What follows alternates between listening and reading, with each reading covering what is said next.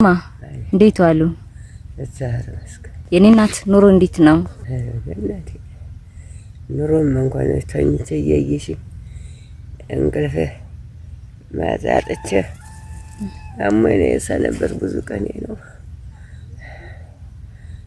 ማምን አይዞሽ በየለኝ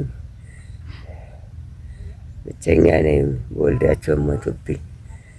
አንድ ቢኖርም አዳሩ ካልታማ ሆኖ እናቴ የተወደቅሽ አይለኝ። የኔ እናት እህተ ሚካኤል የምትባል እህት እናቴ ይመርቁኝ ብላ 5000 ልካለውታለች።